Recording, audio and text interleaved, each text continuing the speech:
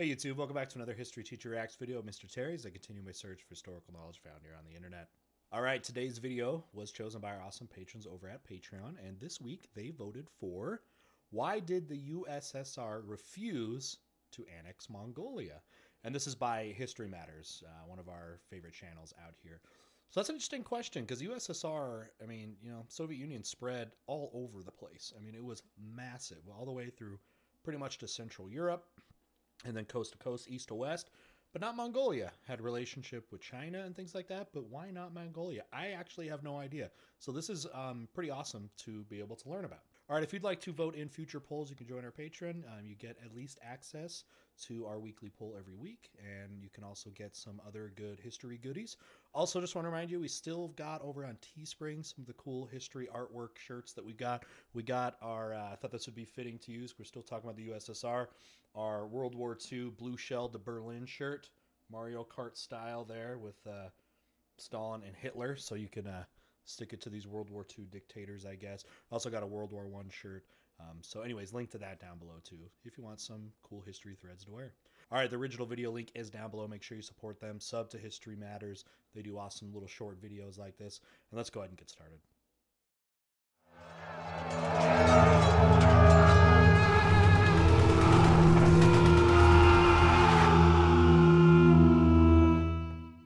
Throughout history, it's been rare for a country to request to be annexed. It's even rarer for the answer to that question to be no.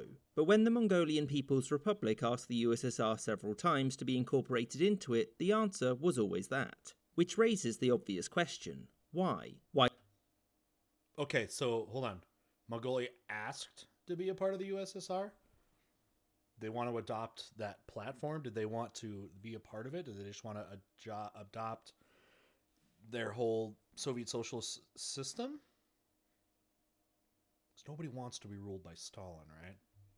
Right? Why did the USSR refuse to annex Mongolia? First, to be fair, we should be saying the USSR is not Stalin, right? It was created before Stalin. So the timeline obviously is important in this. Be noted just how an independent Mongolia came to be and the USSR's role in that. As many of you will know, Mongolia was a part of China under the Qing dynasty. That wasn't until it all, to use a technical term, went to hell and Mongolia declared its independence in 1911. It was briefly reincorporated into the new Republic of China in 1919 before declaring its independence again 2 years later. At this point, the Russian Civil War was well underway and it soon spilled over into Mongolia and it was occupied by communist troops. Okay, so we're talking the Civil War, so we're in like the 20s and the 30s.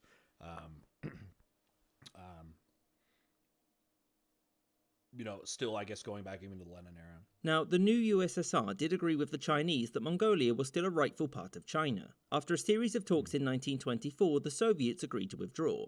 But the timetable for this would be set at another meeting, except for one issue. The USSR was now under new mustachioed leadership who simply opted to postpone the meeting to Monday the 4th of Never and then created a communist government in Mongolia.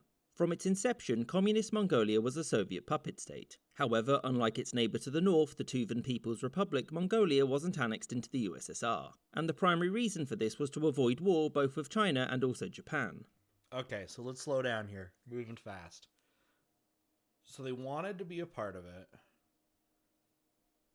Adopted, I guess, the Soviet model. Were a puppet state, but not annexed by the USSR. I mean, the USSR their empire basically was puppet states, though. You know what I mean? They did that especially in Eastern Europe. So again, what would have been the difference between them being a puppet state and then actually fully incorporated into the USSR? From 1952 onwards, Mongolia was ruled by a man called Yumjaglin Sedambal. Look, I'm not even going to pretend. 1952 onwards, Mongolia was ruled by a man called Yumjaglin Sedambal. Did he pronounce that right? I think I know Mongolian, and I'm pretty sure it's Yumjagan Sednabal. Look, I'm not even going to pretend that pronunciation was any good. Sedambal, over the course of his premiership, asked to be incorporated into the USSR at least 6 times, and each and every time the answer was no. So why? Well, it was down to the fact that the USSR could get everything it wanted from Mongolia without any sort of negatives that would come from annexing it. Also, when you look at all of the states that the USSR did annex, they were by and large all former parts of the Russian Empire, and annexing states from outside of these borders wasn't something any Soviet leaders were interested in, largely because the USSR wanted to cultivate an international reputation of being anti-imperialist. Okay, but Imperial Russia also went down into Eastern Asia like this. They were, let me find a good place to... Largely because the USSR wanted to cultivate borders wasn't something... Okay, right here. So you look at old maps of the Soviet Empire, or sorry, Russian Empire, pre-Soviet. And under the expansion, you know, that went back from Peter the Great and then Catherine the Great and then into the late 1800s when they eventually have the Russo-Japanese War, the Russian Empire had been going into Manchuria and places like that. That's where they actually fought the Japanese. So these areas were already places that the Russian Empire were around. Maybe not as recently as, I mean, it wasn't that long ago. I mean, the Russo-Japanese War was right at the turn of the century, the 1900s. So it's like, you know, they had been involved in this region. Any Soviet leaders were interested in, largely because the USSR wanted to cultivate an international reputation of... Imperialism, more like imperialism. Being anti-imperialist, and pinching neighbours didn't fit with that. Mongolia's economy had largely been built by the USSR to serve the needs of Moscow, and Mongolia was incorporated into the Soviet economy nearly to the same extent as, say, Kazakhstan or Uzbekistan. It's just that having it as a nominally independent nation would spare the upset of the USSR's valuable Chinese allies to the south. And also, it was a card that the USSR always wanted to hold in case it needed diplomatic leverage with the Chinese. Theoretically, the status of Mongolia could always be settled at a later date, and always in China's favour if the right situation ever arose. Which is why, despite Mongolia's asking, the USSR always refused to annex it. Mongolia was already giving it everything that it wanted.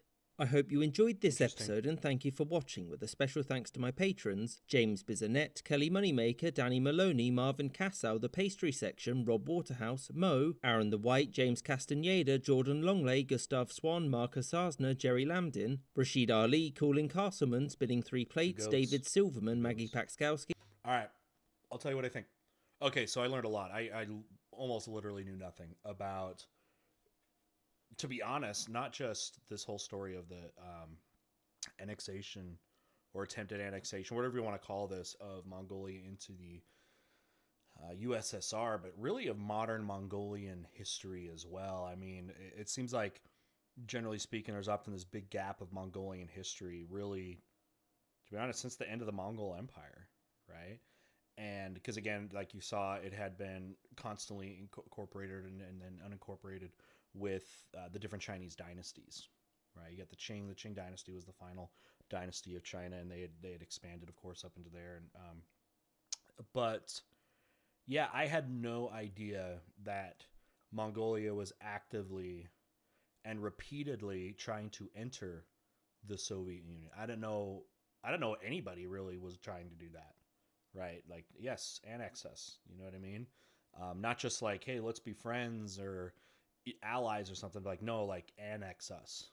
That's interesting. And then the fact that the USSR was turning them down, you'd think maybe they'd be like, yeah, well, I mean, you'll join us, so let's join on in the party, you know what I mean? Because plenty of places, you know, fought off against Soviet expansion. So interesting to have that and then not have them do that. Again, they were citing ideas like they didn't want to upset the Chinese, who they had. The USSR and China, especially with Mao and Stalin, had a very, very testy relationship, hot, cold, but with two, I think, powerful, headstrong figures like Mao and Stalin. You know, as you don't know, that relationship ended up broken up, which probably thrilled the Western world that there wasn't a true, full, integrated alliance between the USSR and China, because you'd be talking about, you know, from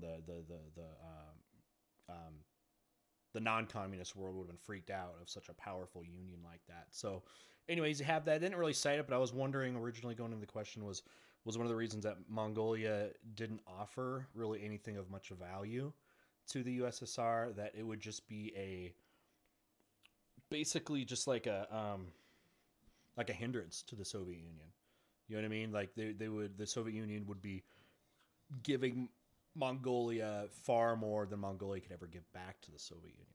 But that was interesting to know. I think that was really useful. If I ever get asked, about that, and we're looking at maps of, you know, Soviet Union or just like communism in the 20th century, and we have that anomaly out there. Now I'll be able to speak about that, and so will you, right? And that's why we're here learning about history here on YouTube.